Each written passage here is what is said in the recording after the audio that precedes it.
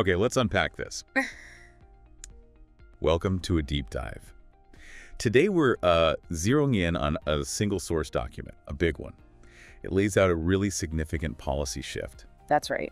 Think of this as your shortcut to understanding exactly what this document says straight from the source itself, why it matters, what it actually directs the government to do. Exactly. We're not bringing in, outside opinions or think pieces. We're just going to walk through the words of this specific document. What does it explicitly say? What does it mandate? Understand the position directly from their text. And the document we're diving into is an executive order. It's titled Restoring the Death Penalty and Protecting Public Safety, signed January 20, 2025, filed shortly after. And it's laser focused, all about capital punishment in the U.S. So our mission today is pretty straightforward. We're going through this order section by section. Yep. We'll pull out the core declarations, the reasons the order gives for these actions, basically. Its internal argument and then the specific instructions. What does it tell agencies, especially the Attorney General, to do? Right, getting that clear picture directly from the text. So what does this all mean for you, the listener? Well, by the end of this, you should have a solid grasp of the administration's stated position on capital punishment, at least as outlined in this order. And the history and arguments it uses to justify that position, plus the concrete steps it directs be taken. Let's jump in. Section 1. This is where the order lays out its stated purpose. Okay. And this first section, it really frames the whole thing. It gets right to the point, presenting capital punishment as, in quote, essential tool. Essential, not just optional. Essential for dealing with, again, quoting, the most heinous crimes and acts of lethal violence. So it's positioned as a necessity right from the start. And it makes a strong historical argument too, doesn't it? Or at least claims a historical basis. It does. It claims states and the country have continuously relied upon it since before the U.S. founding. Wow, okay. Calling it the ultimate deterrent and only proper punishment for the vilest crimes.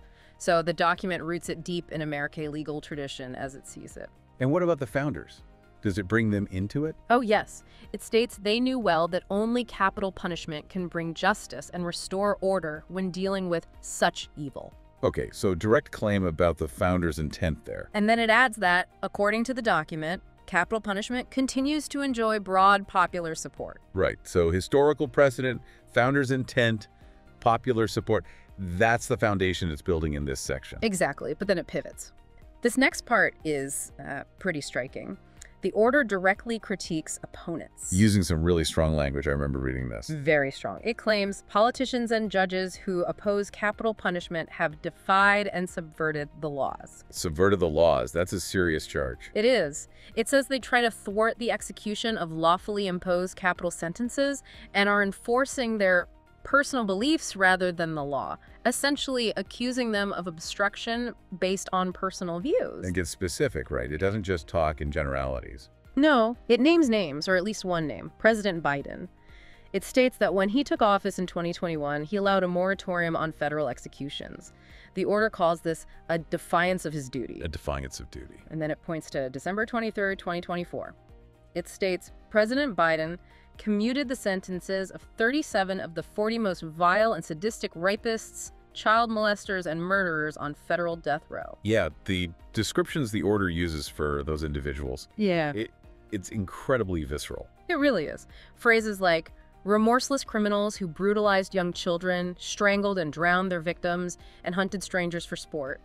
It paints a very stark picture. And it argues he commuted their sentences, even though, according to the order, the laws have always protected victims by applying capital punishment to those kinds of acts. Yeah, this section definitely doesn't pull any punches in its criticism or its descriptions. It's very pointed. Does it also address judges who might oppose it? Directly. It claims judges disregarded the law by falsely claiming that capital punishment is unconstitutional. Falsely claimed. That's the order's language. It counters that the Constitution explicitly acknowledges the legality of capital punishment. So it's challenging the legal basis of that judicial opposition head-on. Okay. So how does this first section wrap up then? It concludes with a strong declaration. It says, these efforts to undermine capital punishment defy the laws, make a mockery of justice, and insult the victims. Oh. And it finishes by stating the administration will not tolerate efforts to stymie and eviscerate the laws authorizing it. So, Section 1. A very clear, very forceful statement of the order's perspective and the perceived problems it wants to fix. Okay, so if Section 1 is the why, the purpose, the justification. Yeah. Section 2 must be the what? The actual policy. Exactly, and it's quite direct, pretty concise. The policy of the United States, according to this document, is to ensure that the laws that authorize capital punishment are respected and faithfully implemented. Respected and faithfully implemented. And the objective. Also crystal clear. No. To counteract the politicians and judges who subvert the law by obstructing and preventing the execution of capital sentences. So it's not just about implementing the law, it's actively pushing back against those the order identifies as obstructions. Precisely. The policy is framed as both proactive implementation and reactive counteraction. Got it. Which brings us to Section 3. This is where the rubber meets the road, right? The specific directives? Yes, these are the concrete actions the order mandates, mostly aimed at the Attorney General concerning federal capital punishment. Okay, let's dig into these mandates. What's first? First up, 3A. The AG shall pursue the death penalty for all crimes of a severity demanding its use. Shall pursue. So a mandate, not a suggestion. Yeah. For all crimes of that severity. Seems broad. It does sound broad.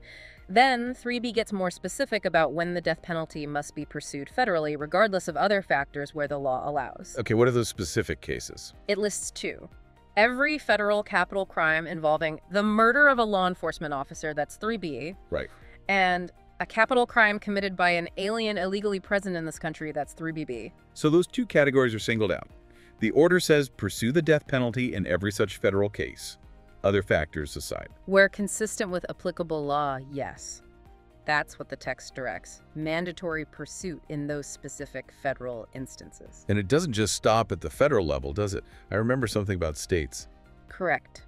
Subsection 3C directs the AG to encourage state attorneys general and district attorneys to bring state capital charges for all capital crimes. Encourage states.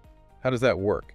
Well, the order says encourage, and it adds, with special attention to the crimes described in subsections 1 and 2, the cop killing and the crime by the undocumented immigrant. So push states to prosecute these cases, even if the feds already tried the case and maybe didn't get a death sentence?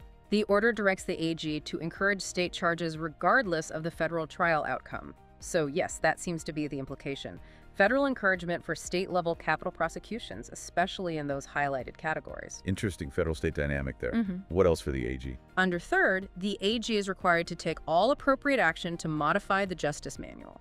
The Justice Manual. That's the internal guide for federal prosecutors, right? Exactly. So this order's policies and purpose have to be formally written into the guidelines prosecutors use every day. Making it standard operating procedure. Okay. And then there's 3E. This brings us back to those specific commuted sentences. It does. Section 3E deals directly with those 37 offenders whose federal sentences President Biden commuted in December 2024, according to the order. What does it say about them? It mandates the AG shall evaluate the places of imprisonment and conditions of confinement for every single one of them. Evaluate their prison conditions? To what end? The order specifies the AG must take action to ensure those conditions are consistent with the monstrosity of their crimes and the threats they pose. Wow. Monstrosity of their crimes. Very pointed language again, targeting that specific group. Very, and it doesn't stop there. 3E also requires the AG to evaluate if these 37 individuals can be charged with state capital crimes. So looking for opportunities for state prosecution for them too. Yes, and if potential state charges are found, the AG is to recommend action to the relevant state and local authorities. So a detailed review and potential state prosecution referral for these specific people. Okay, that covers the federal directives. Section 4 then shifts focus, right, to the states themselves. Yes, Section 4 is about preserving capital punishment in the states. It shows this federal order aims to influence state-level implementation too. How so?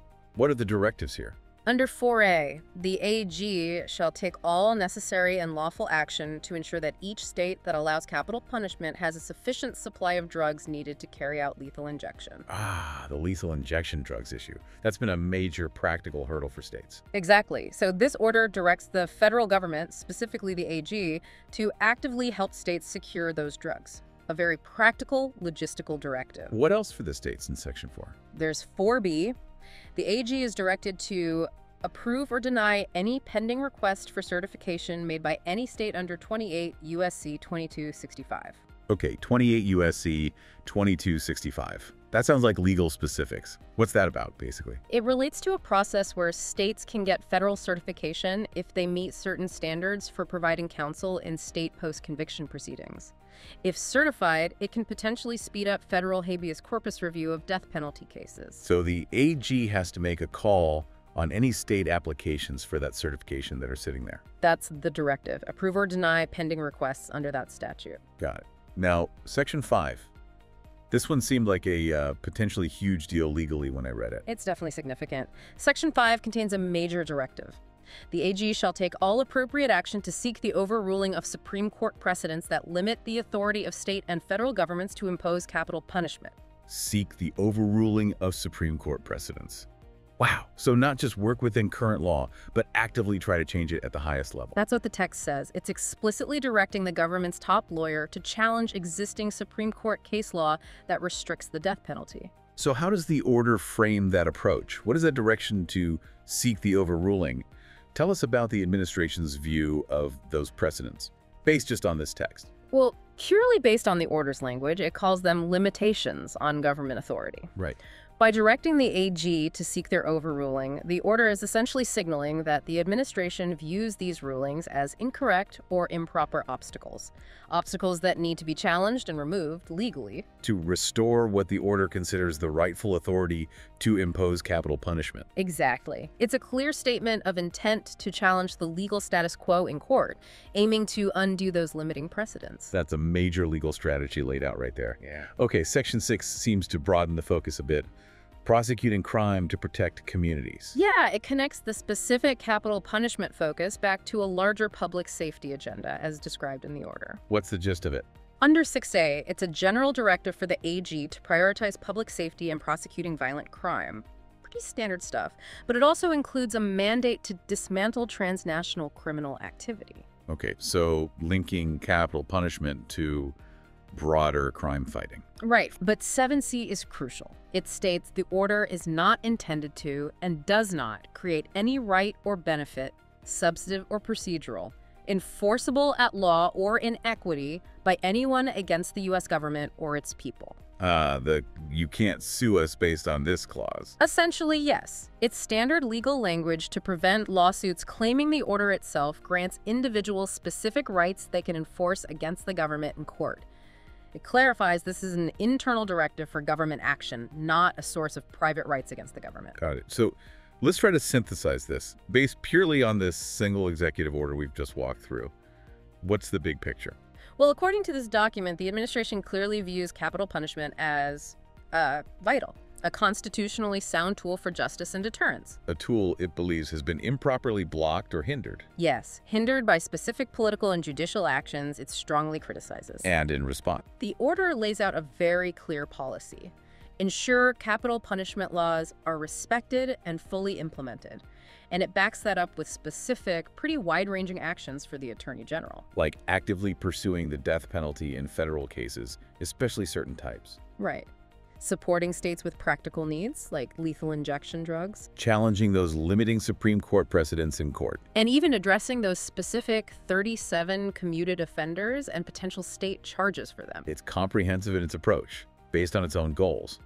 What strikes me is how it frames the whole issue. It's not just, here's our policy. No, it explicitly identifies and targets legal and political opposition as something to be actively counteracted. Using really pointed language and directing specific government actions aimed squarely at overcoming those obstacles as the order sees them. Exactly. It's a document that directs internal government action, sure, but it also very much defines the debate and frames the challenges to its own stated policy. Okay, so let's leave our listeners with something to mull over, based purely on this source. How might that directive in Section 5, the one telling the AG to actively seek the overruling of Supreme Court precedents that limit capital punishment, how might that directive potentially reshape the legal landscape around this issue, according to the order's own terms? It's a really significant statement within the document about the administration's intended strategy for navigating and maybe even changing the existing legal challenges to its stated goals. Something to think about, based just on the words of the order itself.